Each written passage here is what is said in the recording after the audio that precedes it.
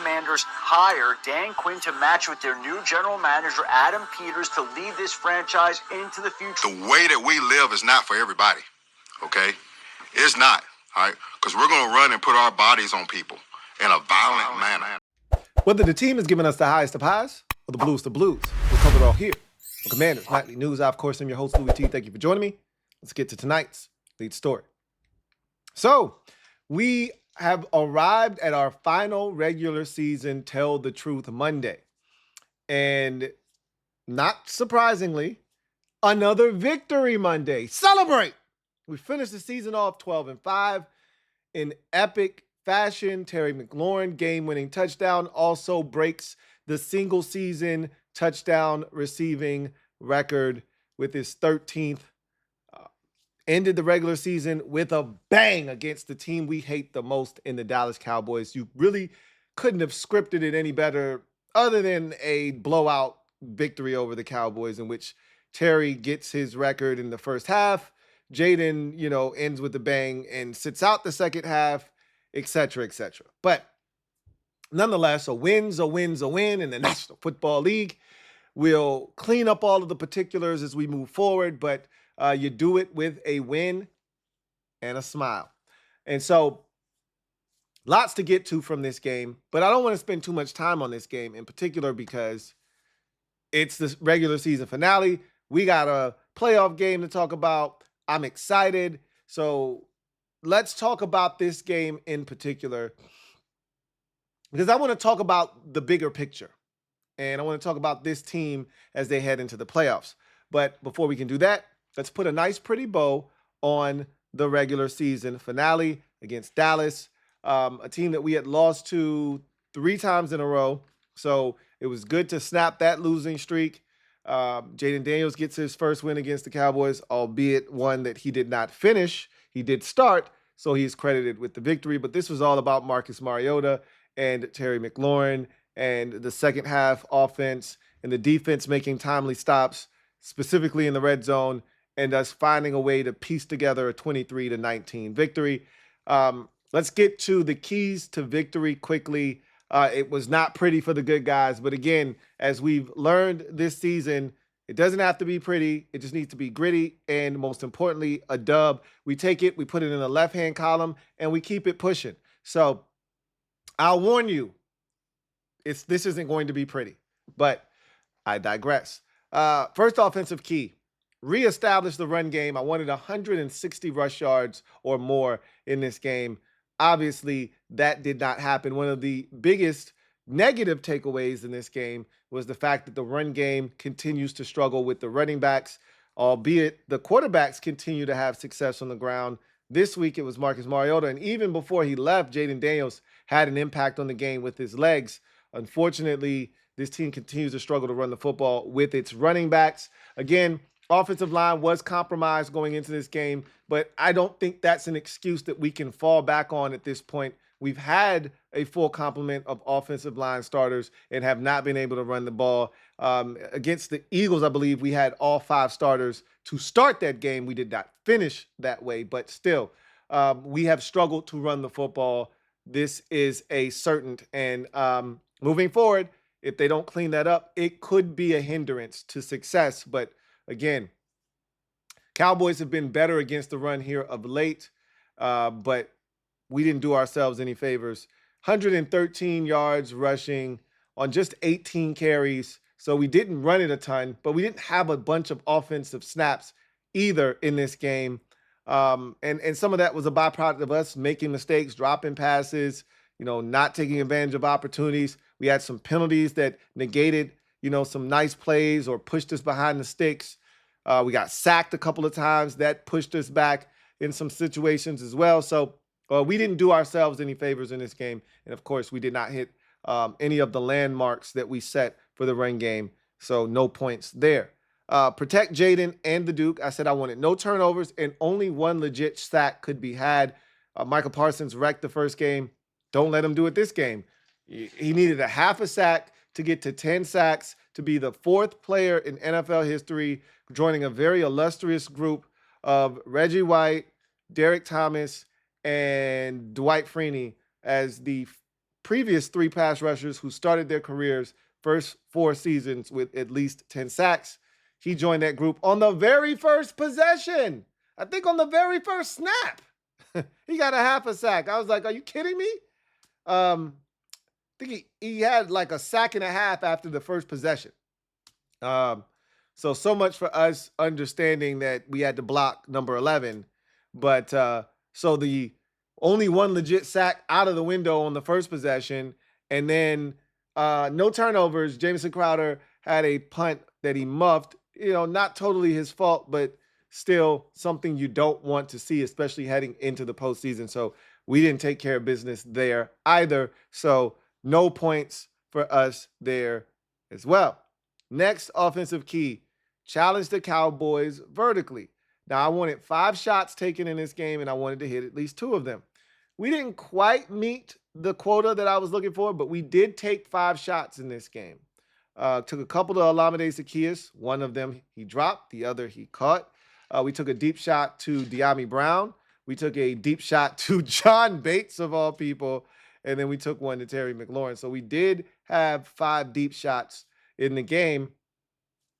We only hit one of them, which was to Olamide Zaccheaus. However, the other one to Olamide Zaccheaus was there.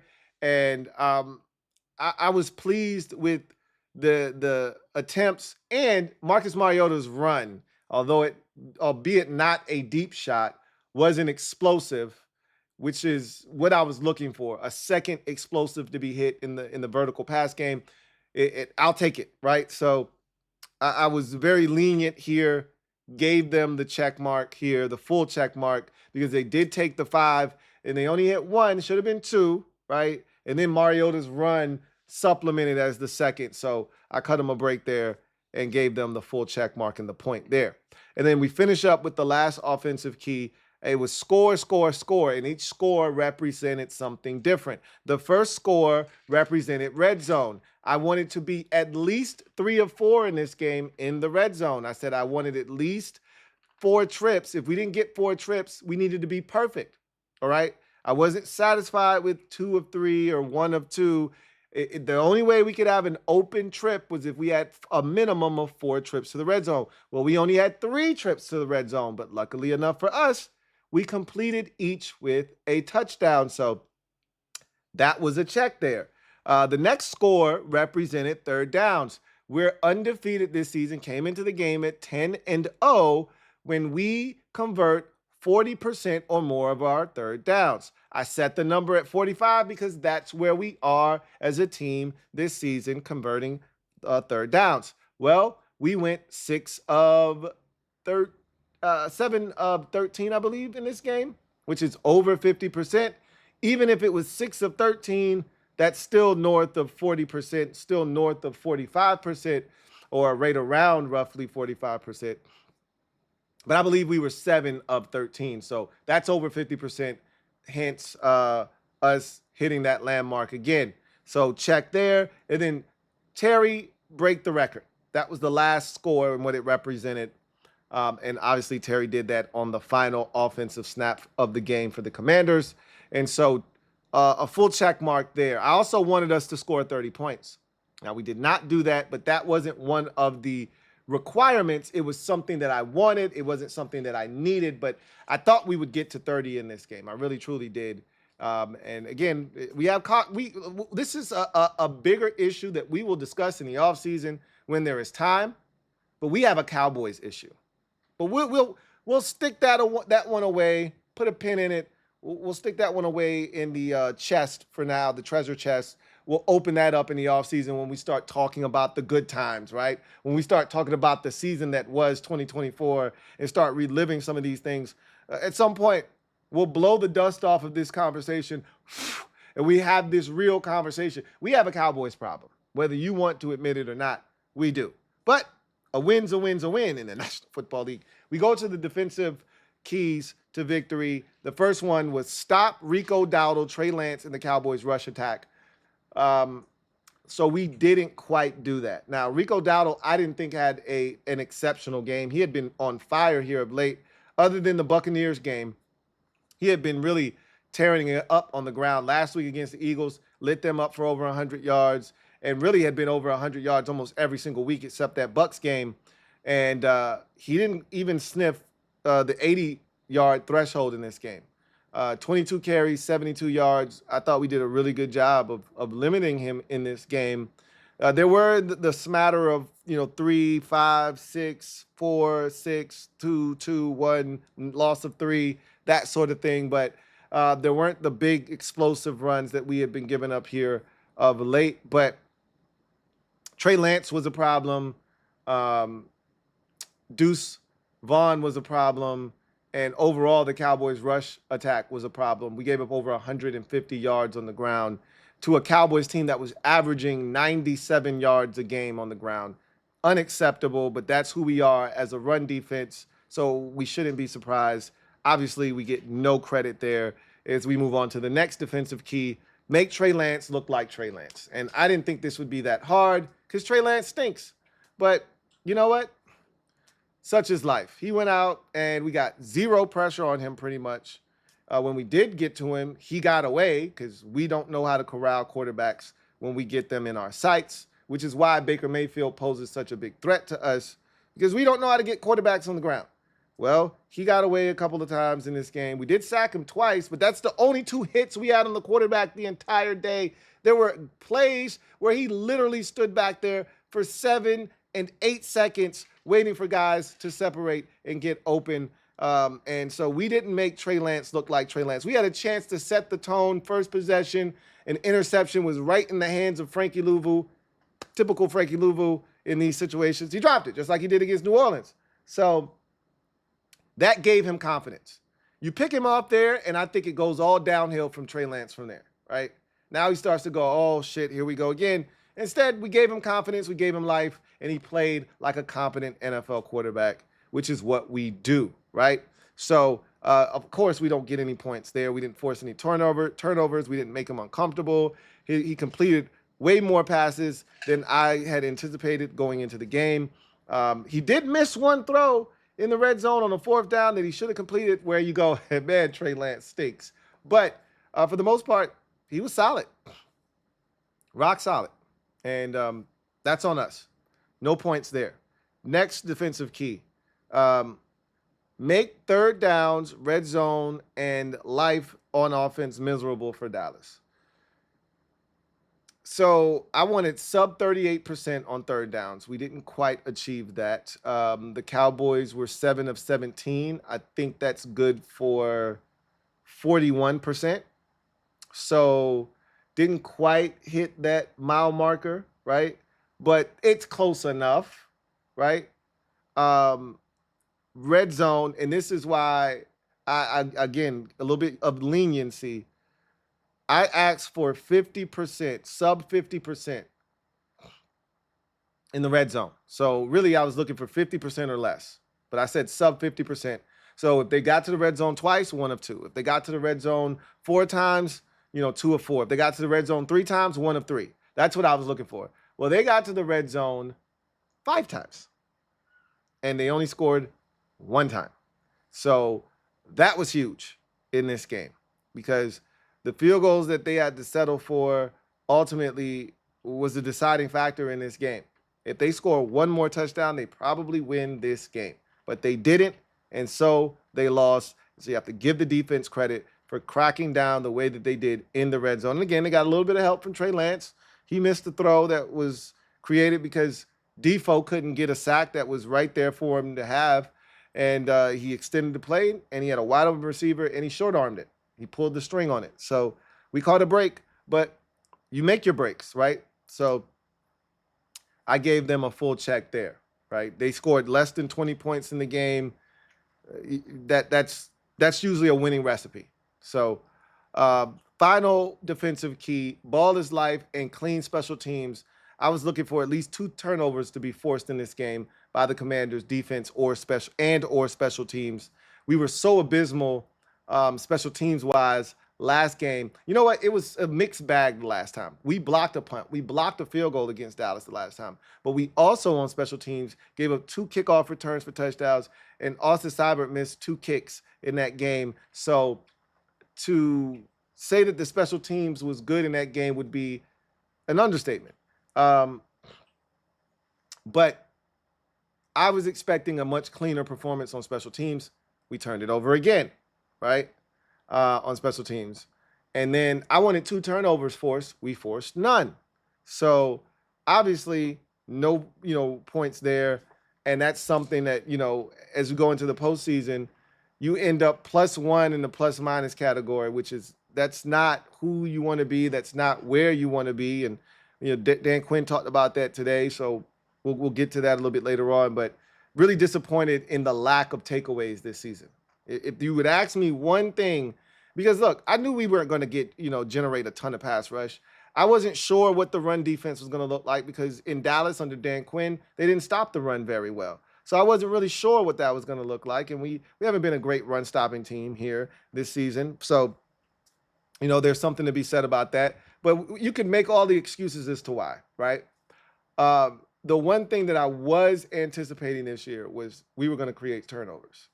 Because wherever Dan Quinn goes, wherever Joe Witt Jr. goes, turnovers follow. That didn't happen. Really disappointed now. Opportunities have presented themselves, right? We haven't always made the play. But even still, you may have been able to add 2 or 3 extra turnovers to the ledger. But the bottom line is we haven't done enough. Forcing turnover, fumbles, recovering fumbles, being in the right spot, getting our hands on footballs, deflecting them, forcing them in the air where somebody can, catch a carom.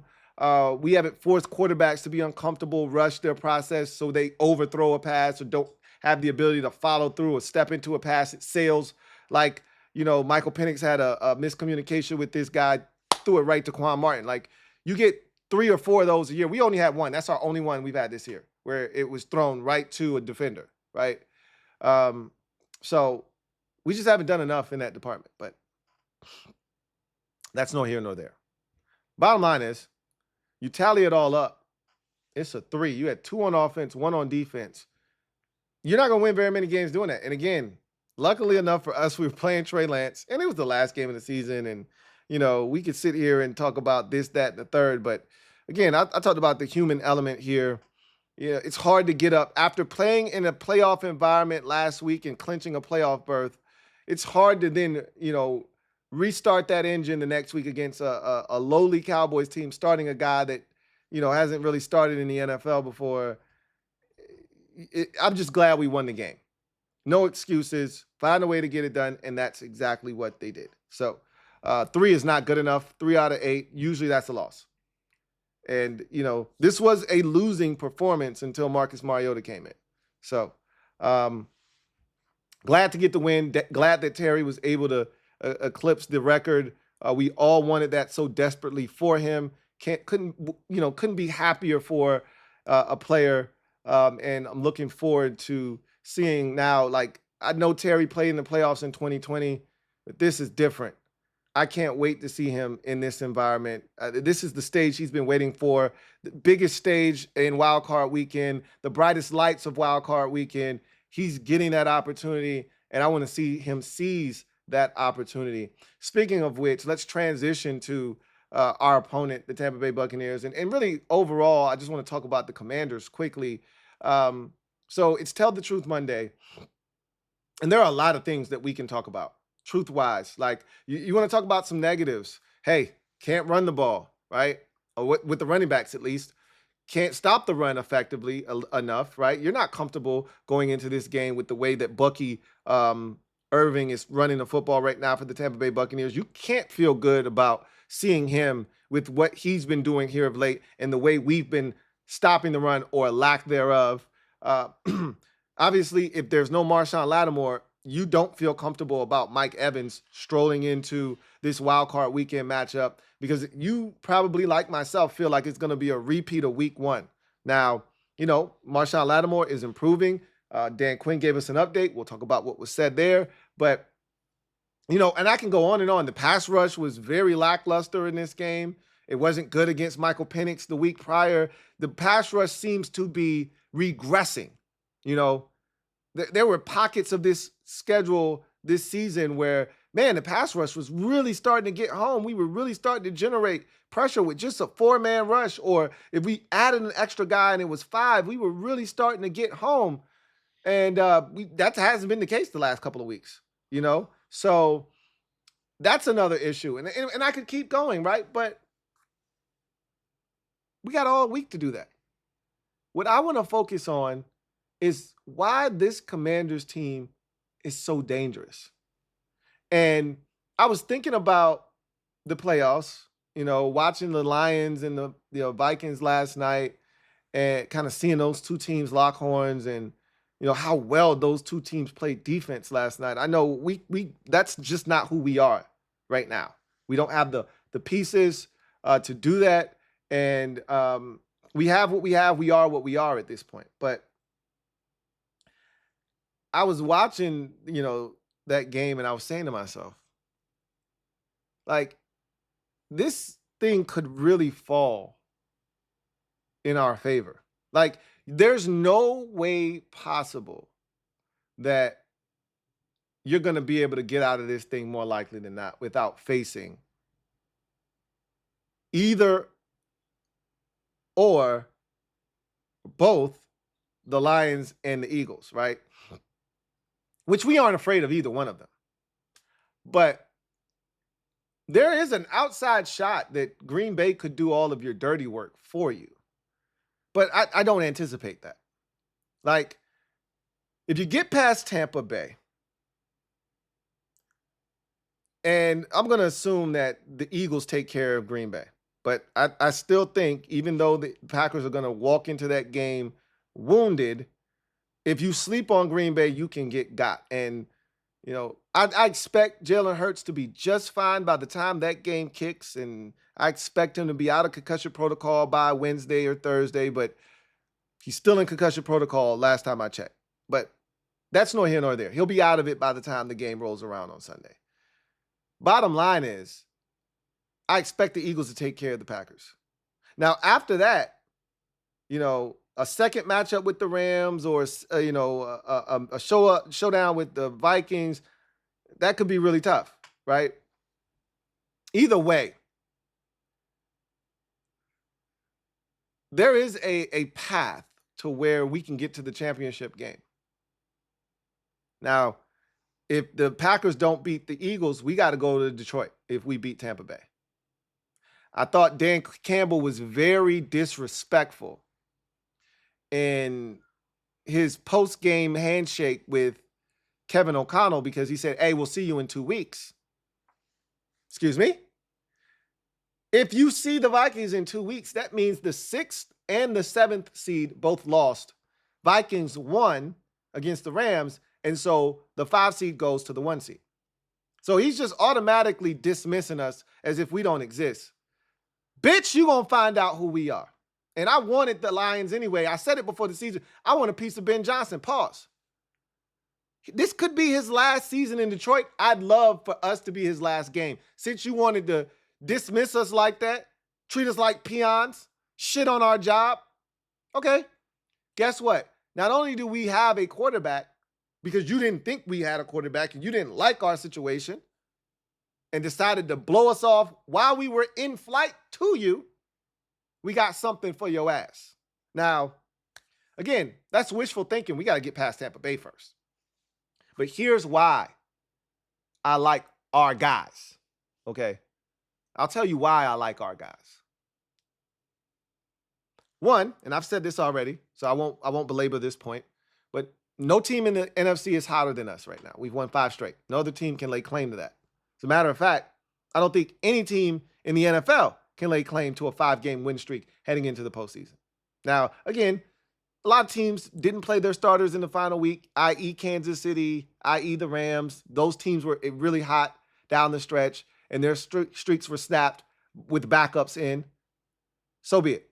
The bottom line is, no team in the NFC, I'm more concerned with the NFC. No team in the NFC is hotter than us. 5-game win streak. But let's move that aside, all right? You tell me how many teams have gone through the ringer like us. And what I mean by that is We've won in every way imaginable this season. Not everybody can say we've been in every type of contest there is, but we can. We're battle tested. Now, we're not playoff battle tested, and there's levels to this shit. Obviously, it ratchets up a bit, but hell, we've been playing playoff football, it feels like, for the last 5 weeks or so, right? I mean, once we had that 3-game losing streak, we put ourselves in a position where we started looking behind us and we started hearing footsteps in the dark. I keep hearing footsteps, baby, in the dark. Oh, in the dark. We were hearing footsteps behind us. We were looking behind us, checking our shoulders. And rightfully so. Teams were sneaking up on us. So we had to kick it into high gear, into overdrive, just to comfortably make it to the playoffs. And the shit wasn't that comfortable. You saw the last 4 wins, right? 2-point conversion stop against the Saints. Last second touchdown toss against the Eagles. Overtime win against the Falcons. And a last second touchdown toss against the Cowboys. You've seen the last 4 weeks. But let me get into further, let me get further in depth with you. We've done the blowout several times this season. Carolina, Cleveland, Arizona. So we've done that. We've done the shootout, right? Philadelphia, Cincinnati, right? So we've done the shootout. We've done the, close game in the 20s, right? Overtime, Atlanta, right? Even lost to Pittsburgh, but that's still experience that's necessary, right? So we've done the close games in the 20s. Even won an overtime game, right? Gone to overtime and won. That's another skill trait that you have to have, right? Did the gritty, low-scoring affair, right? Multiple times over. Chicago, obviously, with some late-game theatrics, obviously, but still, 18-15. Giants beat them with 7 field goals, 21-18. So you've done the low-scoring, got to find a way to gut it out and get it done type of affair, right? How about the comeback? Come from behind, down double digits. Did that 2 weeks in a row. Down double digits against Philadelphia, come back and win. Down double digits the following week against Atlanta, come back and win. So we've done the, hey, we're down, got to find a way to scratch and claw our way back in the game and win. They're in the type of game we haven't seen. And then don't get me started on nail biters and got to have it late in the game, ball in the hands of your offense, go win the game. We've done that. The only thing we haven't done is, hey, need a defensive stop. And I don't count the New Orleans game. You didn't get the stop. You got a 2-point conversion stop. You didn't get the defensive stop to put that game to rest. That's the only thing we really haven't done is say, hey, defense, we got a lead. Win us the game. Close it out. Haven't done that. But you tell me how many NFL teams have done that thing that I just talked about. Run that entire gamut, as I just mentioned. Overtime win. Come from behind victories. Double digits, by the way. Twice. Nail biters. Low scoring affairs. Shootouts. Blowouts. We've done them all. We've done them all. I liken us to Kansas City in the sense of Kansas City has won a lot of close games this season. And when you win a lot of close games, guess what you start to think when you get into those types of affairs? We're going to find a way to win. You think it's luck? You think it's some kind of Chiefs voodoo magic? No. That comes from a belief. One, we got 15, right? That's what the Chiefs are thinking. We got Mahomes. And then 2, we know how to win these games. We know how to win these games. We'll find a way. We have the same thing. We got 5. I got 5 on it. And we got this belief. Ask anybody in the locker room. They'll tell you. We just expect. Jaden wasn't even in on Sunday. And they still found a way to win. We expect to win these types of affairs. Nick Allegretti said it in the locker room after the game. We expect to win. If it's close late, we expect to win. confidence has been instilled in this group. We're not going to lose. And when you can go into games with that level of confidence, feeling that there's no way we're going to lose. If we're close and we got the football and we got a shot, we're going to win. I just like the fact that we go in, we got nothing to lose. We got everything to gain. We go, like we're a young team. We don't know any better, right? We got the veterans smattered across this roster, Ertz and Wagner and Eckler and guys that have been to the postseason before. But this is a relatively young team with not a lot of playoff experience. When you remove those veterans from the equation, we don't know any better. I'm not telling you we're just happy to be here, because we come in expecting to make some noise. But this is a group that they don't know that they're not supposed to go to Tampa Bay and win. They don't know that if they do beat Tampa Bay, they're not supposed to go to Detroit and win. I've said this since week 3 when we upset the Cincinnati Bengals and everything changed. Why not us? And we've been through every single type of game imaginable known to mankind. We have every experience that one can have this season. And while you hate losing games close, while you hate having to go through, a triple bypass surgery to win games, we've had 4 of them straight. Guess what?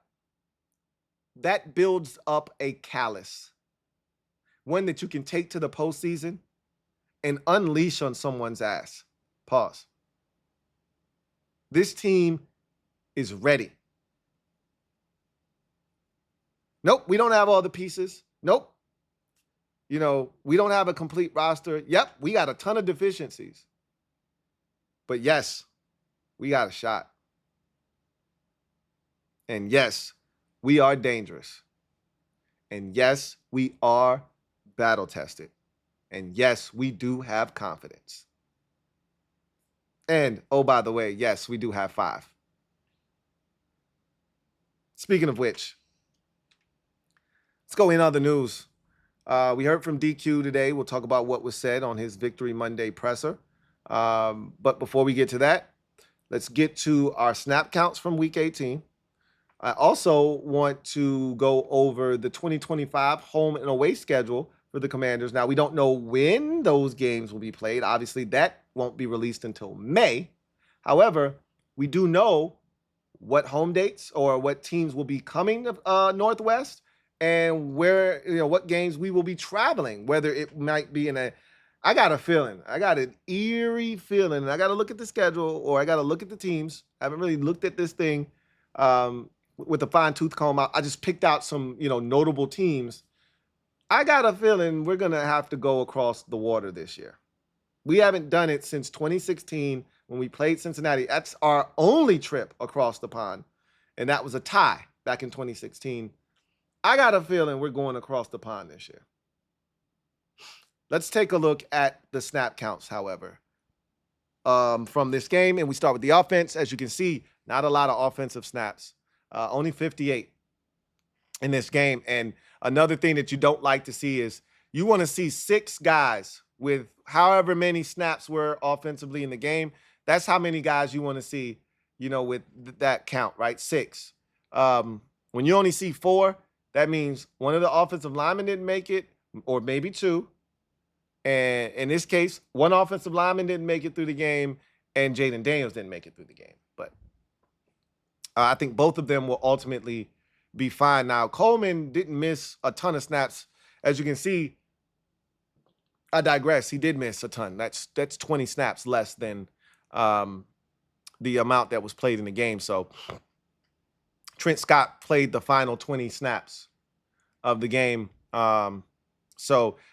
We got a brief update from DQ on BC, so we'll talk about him in a second. But Wiley, Dieter, Allegretti, Cosme all played, 100% of the snaps, all 58. Good to see Wiley back out there and see him start and finish a game. McLaurin, as he always does, played the most snaps of any non-quarterback, non-offensive lineman with 53 snaps. Him and Ertz. I think this is a great opportunity with Ertz playing 91% of the snaps in Week 18. I think this is a time to have a Zach Ertz conversation. I just want to brace you guys for impact. I don't know where you stand on Zach Ertz. He's been fantastic this year. I didn't know what we were going to get. I didn't know how much he was going to be able to contribute. They made him out to be this red zone, third down type of guy, and that was going to be his role. Clearly, he's exceeded that. He's our second best receiver on the team this season from a catch and yards perspective and touchdowns. So he has far exceeded my expectations, and he's proven that he's got some left in the tank.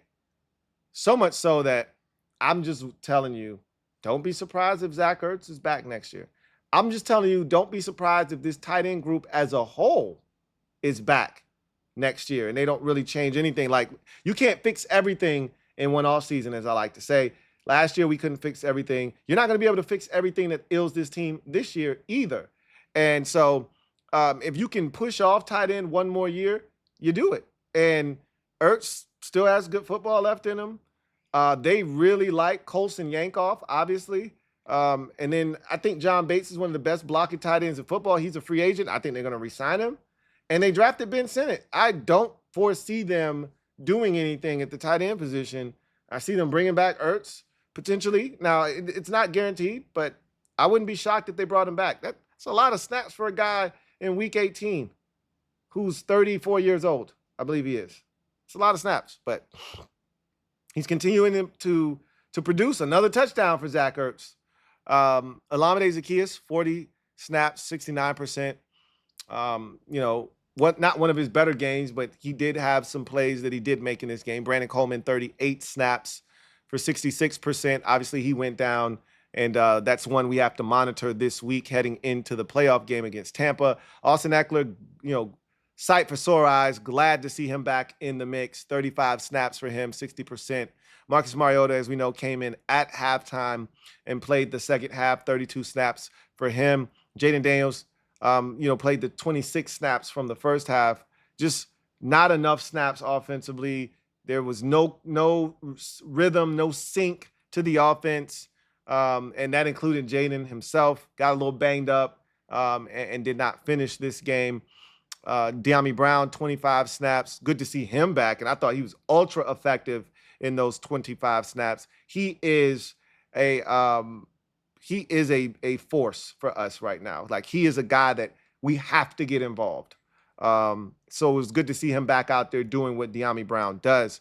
Brian Robinson Jr., 23 snaps. He continues to struggle, but Dan Quinn praised his pass blocking, which he almost got Jaden leg snapped in half a week prior, but apparently he cleaned it up this week. I haven't gone back and watched that in particular, but I trust the coaching staff. If they said he stepped up and did some good things in pass pro, then he stepped up and did some good things in pass pro, but he's not running the football as effectively as we would like, and it's not just him.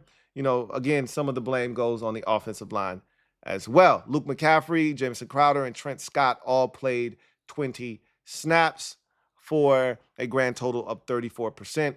John Bates, 15 snaps, 26%. Ben Sinnott continues to see his number of snaps decrease with the inability of this team to run the football. And that's really more of a chicken or the egg thing. Like, are we not running it effectively because you're not putting Ben Sinnott in enough? Or are we not putting Ben Sinnott in because we're not running the football enough? Which one is it? Because I could argue that the decline in offensive production on the ground coincides with a lot more empty sets, a lot less Ben Sinnott being on the field, etc., etc.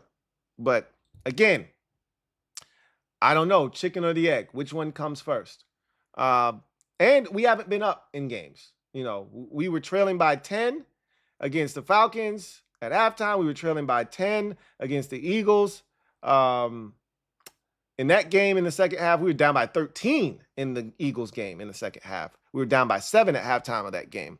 So when you're trailing, it's hard to, stay true to the run game and do the things you want to do. And then we were trailing for most of the Cowboys game too. We didn't take the lead until the fourth quarter, early stages of the fourth quarter. So that could be a part of the process too and the problem. But nonetheless, Ben Sinnott hasn't been seeing a lot of the field over the last month. Chris Rodriguez and Jeremy McNichols each had 1 snap, and I don't think that is nearly enough. But again, we didn't have the ball a ton in this game, so such is life. Now you get to the defensive snaps, and we had way too many of these in the game. 78 is way too many defensive snaps, but that's on the offense, right? And the defense. Defense could have done a better job of getting off the field. They had plenty of third down opportunities to get off the field, and they didn't. Right, 7-17, the Cowboys went, and they had plenty of opportunities, did the offense, to extend drives, stay on the field. We got clobbered in time of possession, and that's a combination of the offense not sustaining itself and the defense not getting off the field and not creating turnovers and doing the things that lend itself to giving the offense more opportunities to possess the football. That said, 78 snaps for Chin and Wagner. Frankie Louvu did bang himself up a little bit. Missed 3 snaps because generally he plays 100% of the snaps with Bobby Wagner and Jeremy Chin as well, along with Quan Martin, who was absent in this game, obviously, with his illness. Frankie Louvu and Mike Sainristil both played 96% of the snaps at 75. Benjamin St-Juste, 74 snaps. Obviously, we knew they were going to go away from Michael Davis because of how poorly he played the week prior against Atlanta. He was awful. And Benjamin St-Juste was actually on his best behavior. I thought they were picking on poor Benjamin St-Juste in this game. He played 74 snaps, 95%. I thought, honestly, when I saw that they activated Bobby Price, and I thought we were going to actually see some, with the way that Joe Witt Jr. was talking, we're going to rotate some guys in, take a look at some guys. I thought we were going to see some Bobby Price out there. Nope, no Bobby Price. Benjamin St-Juste it is. And he wasn't bad in this game. But again, who did the Cowboys have out there at receiver? Noah Igbenogany, 68 snaps, 87%. Percival Butler, 56 snaps, 72%. Deron Payne, 55 snaps. Dorrance Armstrong, 47 snaps. You see John Allen starting to get more and more snaps. He's up to 44 this week. Johnny Newton, 43. Dante Fowler Jr., 33 snaps. Derek Forrest played 32 snaps in this game. So they kind of split those reps up between Percy Butler and Derek Forrest in terms of not having Quan Martin. Sheldon Day, 31 snaps. Cleveland Farrell, 24 snaps. Jalen Holmes, also with 24 snaps. Javonte John Baptiste, 13 snaps. And Nick Bellore, I'm assuming in on a goal line type play, got 1 snap. I wonder if that's what we're going to see now on when we get down inside the red zone or in short yardage. Normally, that's Mykal Walker. Maybe that's going to be Nick Bellore moving forward. We will see. Let's transition to our 2025 home and away opponents. So this was released today. So let's take a quick look. So I had made mention of this on the day after reaction video because I'd been aware of this coming out, and I hadn't had a chance to really look. This is my first time like actually staring at it, right? But I said earlier that we're a 5-star team now. Jaden Daniels, and I think the fact that we're playing on Sunday night in a primetime spot in the most pivotal spot for the NFL in Super Wildcard Weekend speaks volumes. And again, somebody I saw on one of the shows tried to downplay, like, oh, it's because the Bucks and the Commanders have top 5 off. No, if the Bucks were playing the Lions, this shit would not have been on Saturday night. Okay, like this has nothing to do with offenses. This has everything to do with star power. Okay, trust me. If we were playing the Rams, don't nobody give a shit about the Rams. But it would have been on prime time. It would have been either Saturday night or it would have been Sunday night, right? This has everything to do with Jaden Daniels. Nothing to do with Baker Mayfield. Trust me. If I'm telling you right now, had Baker Mayfield been the 4 seed, they were playing on Monday. This has nothing to do with Baker Mayfield. Everything to do with Jaden Daniels and his Commanders team. So I only bring that up because looking at this, list of teams that we're playing next year, there's some juicy games on the schedule. You best believe we're going to have 5 primetimers. We're going to have 3 or 4 America's Game of the Week at 4:25.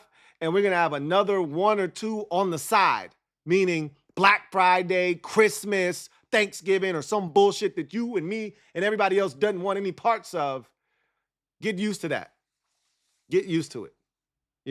I watched the Chiefs fans complain about 3 games in 11 days. Well, this is what happens when you have a marquee player that is the face of the NFL. We're going to put you out on Front Street. Front and center. On the marquee. Chiefs, Christmas Day. Chiefs, on Saturday. Chiefs, Black Friday. You're going to get all it. Now, we're going to be a part of some of that shit now. So brace yourself, whether you like it or you don't like it. Woo! It's coming. So with that said, you're going to get an Eagles game on primetime. Thursday, Sunday, Monday. You're probably going to get a Cowboys one this year. Didn't have one this past year, but you're probably going to get one next year, right? You got the Bears. I don't think they're going to do anything in particular. That just might end up being like America's Game of the Week, 4:25. You got the Lions. I will bet any amount of money that we will play the Lions on primetime. All right? That is a primetime game. Bo Nix at home. That has the feel of a Sunday afternoon, 4:25, late kick at home. If the Broncos are doing well again, that has the feel of a buildup of 2, premier quarterbacks from the 2024 draft class, Raiders and then Seahawks at home, right? So that's the home schedule. Yeah, it's all right. The road schedule is crazy. It's crazy. So you got the Packers on the road.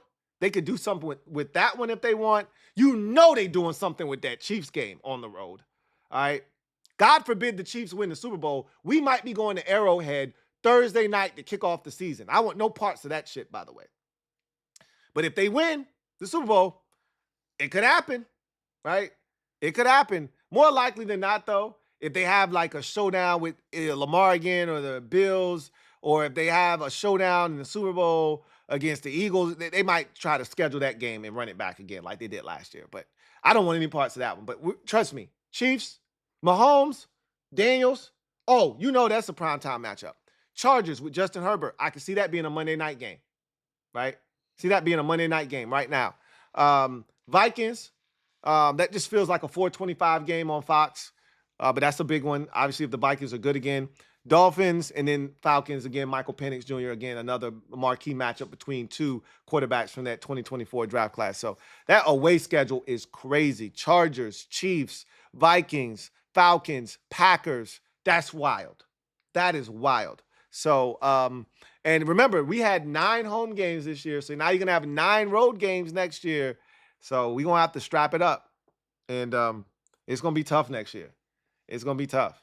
So I'm just telling you right now, looking at this, we're going to have 6 primetime games, right? 5, and then they're going to give us some shit on the side. Christmas, Black Friday, Thanksgiving. So we're going to have 6 primetime games, and then you're going to have 3 4:25 games, which is the America's Game of the Week, where you get Jim Nantz and Tony Romo, or you're getting Tom Brady and Kevin Burkhardt. Like, that's the type of time we on now with Jaden Daniels. Brace yourself. This is our new life. This is what we asked for. So, DQ stepped to the podium and spoke today, and he talked about a number of things. He started out by talking about how, look, another game where we don't produce. He's like, we didn't produce any turnovers. I forget how Ben Stanek phrased the question, but he said, let's start there. No turnovers. I didn't like that, right? That's been an emphasis of his. That's not who we are. We don't produce turnovers. At this point now, I'm not even looking for them. If they happen, I'm surprised, right? because we just don't get them. So that was something that stood out to him. He talked about the run game and the run game on offense and defense. On offense, still not pleased with the production of the running backs, but it is what it is. They're going to continue to work at it. And I can make excuses. The offensive line has been in flux here over the last month.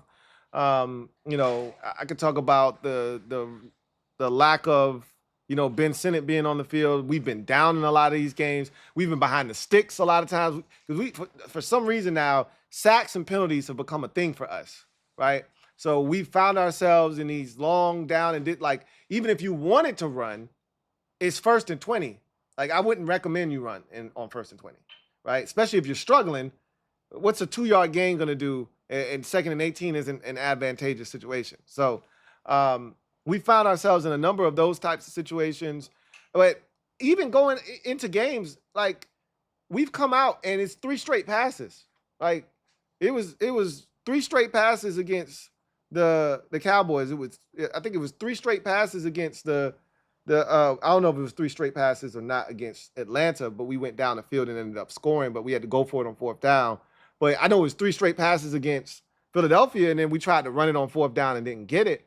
So we've been aggressive just looking to throw the football here of late. But on defense, stopping the run, he was not pleased. He was like, look, it wasn't like some of these games that we've had here like he brought up the Bears game where we stopped DeAndre Swift the entire game, and then he got out on us in the 4th quarter, and he really started to have his way with us. And then the inverse happened against the Eagles the second time, where Saquon got off on us early, and then we shut him down the rest of the game. But the inverse of that happened the first game, where we shut him down for 3 quarters, and then he got off on us in the 4th quarter. So he's like, it wasn't like that, but it was a steady diet of 4 and 5 and 3 and 6, and that wears you down, and that sucks, and we got to be better. So he did talk about that. He talked about the playoff captains. So, earlier in the season, he said, when we get to the playoffs, we're going to just name captains, and we're not going to do the every week thing. We're just going to have playoff captains. And he said that they're going to name those later on in the week. And so we'll probably find out who those captains are on Friday is my guess. He talked about, Jaden, and let's get the injury update, because that was really important. So he gave us an update on Jaden. Jaden's fine. He's like, yeah, he experienced a little soreness, but it's nothing. Like, they asked him, was he concerned? They the reporters, once they heard that Jaden was taken out of the game as a precautionary measure, but he was a little banged up, they were like vultures. So the first 3 or 4 questions of the press conference were all Jaden, health questions, and DQ finally was like, he's fine. I have no concern about Jaden Daniels. He can do everything. He's going to be fine. And I feel the same exact way. I'm not worried at all, right? So then he updated us on all of the guys who didn't play this week. So Cornelius Lucas, Jordan McGee, Marshawn Lattimore, and he said that Marshawn was running today. He's trending in the right direction. They feel good about the work he's doing. Same could be said for Cornelius Lucas and Jordan McGee. So, and then Quan obviously had the illness, so he should be fine by Sunday. So DQ then went on to say, from an injury standpoint, I feel really good. Remember, I was telling you guys, like, this is the most banged up we've been all season. Like, the Falcons game, we had like 8 dudes out. Like, that's not how we roll, right?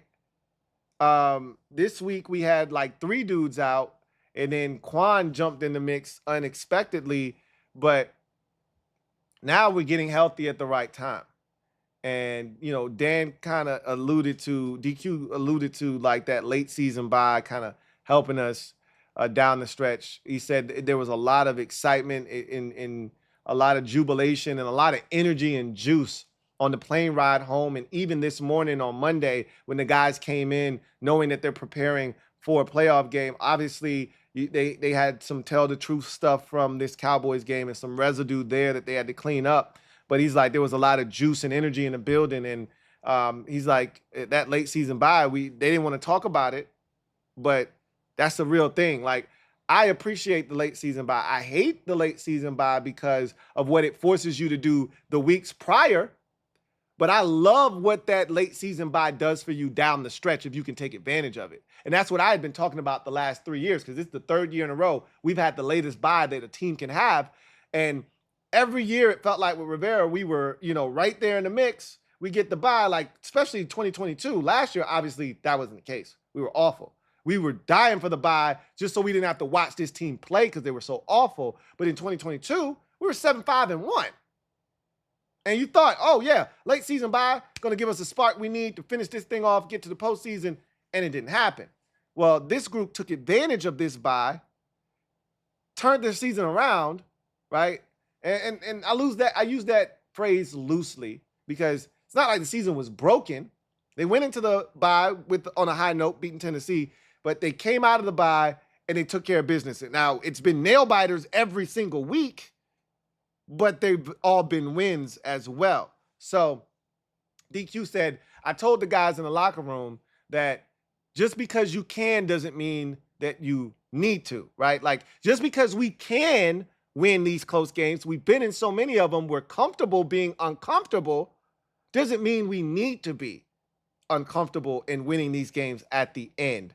But it is a useful tool to have in your back pocket, the ability to be in these close games and not flinch because you've been there, done that. And I spoke to that earlier in the show. DQ talked about, remember I brought this up on the day after. I said, I wonder if they're going to just roll with Zane Gonzalez or if Austin Seibert is going to be a name that we hear. And I said, I wonder if one of the beat reporters or one of these people covering the team is going to ask DQ about Austin Seibert because he is technically able to come off of IR this week. And DQ shut that shit down. So that means Zane Gonzalez is going to be our kicker for the remainder of the season. However long this season goes. As long as Zane stays healthy and he's not cutting up and acting a fool, they're going to roll with him. I think Seibert pissed him off in that Dallas game because DQ was asked about Brandon Coleman, and he said, BC is fine. He's like, obviously we'll know more about some of the guys that suffered injuries and Biotish and some of the guys that didn't play. We'll get a better feel for them on Wednesday where they are. But, as far as coming in, getting treatment, walking around, doing all that stuff, Brandon Coleman looked fine. So that's good news. But again, it's early. Wednesday, I think Thursday is the key day. I always tell you, Wednesday is usually a day if you're going to give a guy an extra day off to continue to rehab and rest. It's Wednesday because you're just doing install. You can watch. You can take mental reps. You don't need to necessarily participate in that. Thursday is when you get in contact. You're putting the pads on. I need you out there. Some serious periods are going on. If you're going to play, you probably need to practice on Thursday in some capacity. So we'll find out on Thursday. But as far as Austin Seibert is concerned, DQ was like, Austin Seibert, I don't have no update for you on that. Like, you know why? Because they don't give a shit. He's like, we don't have no update there. And as far as we're concerned, Zane's done a good job for us. Translation, Zane Gonzalez is our kicker. Don't ask me about Austin Seibert no more. Till further notice. Okay, that's the answer DQ pretty much gave us without giving it to us. So I got my answer. Zane Gonzalez is our kicker for the rest of the season. So DQ talked about, Mike Sainristil and Jaden Daniels stepping up. Sainristil had a really good game against Dallas. And, how those guys have been leaders this year. And, they've come in. They're no longer rookies and this, that, and the third. And so, it was 20 minutes of DQ being really candid. I enjoyed that candor. I did. This team is definitely looking for some help at cornerback. They worked out 3 corners today.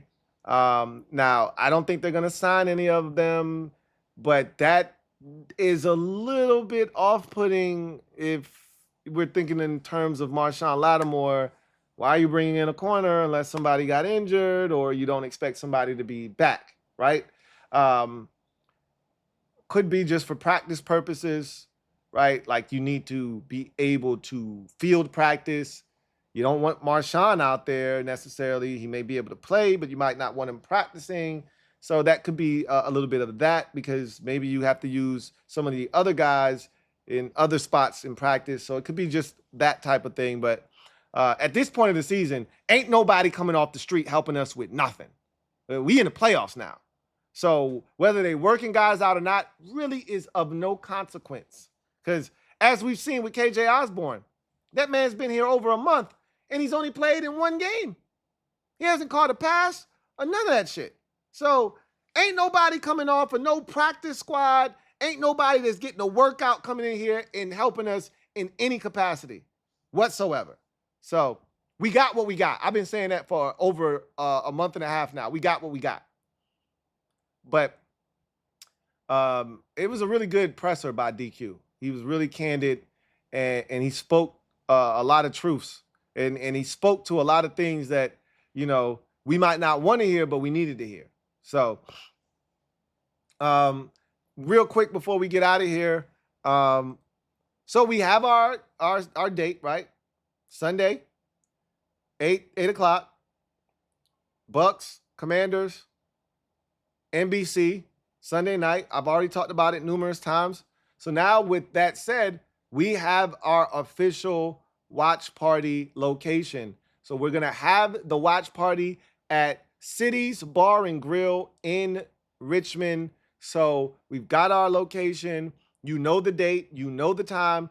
Doors will open at 6. All right. So we're going to get the party started 2 hours early, sort of like a tailgate where you come in and we're going to kick it. The Eagles will be playing at 6 o'clock, right? Eagles have that 4:30 game before us. So, I mean, who the hell doesn't want to watch that one, right? So I'll be watching that, you know, while we're setting things up and the doors open at 6. You are more than welcome to come at 6 and come kick it. We'll be doing all the preliminary stuff, taking pictures. I'll be getting to meet some of you, chopping it up with y'all. Looking forward to that, right? Meeting a lot of you in person and doing all that stuff while we're watching the Eagles game together, right? Getting prepared for our game and all of that good stuff. So if you haven't already done so, buy your tickets. If you have any questions, hit me up. You know how to get at me at Louie T Network at gmail.com. You can email me. You can leave a comment in the comment section of these videos. You can hit me up on X, DM me there. You can get at me in a multitude of ways, right? IG, whatever. So if you got any questions, hit me up. But the link is going to be in this description, and I'm going to pin it to the comment section of this video. And then I'm going to put out a separate video, and I'm going to also be posting on social media platforms across the board. So we're really going to go hard with this thing. So get your tickets, be a part of the fun. I am going to try to live stream, but again, it's no guarantee that that's going to take place. But I do want to make this an inclusive thing in case you can't make it, because I know not everyone lives, close by. And I know that this was kind of short notice because of the, fluctuation of the playoffs and, not knowing if it was going to be Saturday, Sunday, Monday, whatever. But with that said, I'm looking forward to meeting as many of you as possible who can attend this watch party. I'm doing this for y'all, right? I could just watch this from my house. I don't have to leave my house, right? But I'm doing this for y'all. I want to be amongst fans watching the game together and enjoying the first playoff game this team has had in 4 years. But realistically, the best team this team has fielded, this organization has fielded since 2012. Okay, who are we kidding? It's the best team since 2012, and we're just getting started. So I want you to be in attendance. So Sunday, 8 o'clock, watch party, City's Bar and Grill in Richmond. Doors open at 6. We'll be watching the Eagles game, chopping it up, doing some of the preliminary stuff, taking pictures, meet and greet, all of that good stuff. But ultimately, I want you to be in the building because I want us to be enjoying this together. So y'all know how to get at me if you have any questions, any concerns. Hit me. We're still working out some of the kinks with certain things, but all in all, this is going to be dope. And I hope that you're going to be able to attend and help us make this one to remember. So With that said, that's going to do it for me, your man Louie T, here on Commanders Nightly News. I look forward to chopping it up with you guys tomorrow when we start to really turn our attention to Tampa Bay. We'll take a look at some of the statistics, some of the things that we've done in this epic regular season. So many records have been broken. You know, so many things have happened that we just could not have fathomed before this thing got kicked off. But here we are. So we'll talk about some of those numbers. Commanders Kings live tomorrow night at 8:30 p.m. over on the Commanders Kings channel. NFC East Super Friends live Wednesday night, 8:30 on the NFC East Super Friends channel. So lots to get to. And then I myself will be live Thursday night here on the Louie T Network for Commanders Nightly News Live. So busy week, but that's what happens when you're in the postseason. Celebrate! We go into the offs. We go into the offs. We go into the offs. I got 5 on it. I'll see you guys next time. Have a good one. Take care. Here comes the diesel. Here comes the diesel. There's the snap, hand to Riggins. Good hold. He's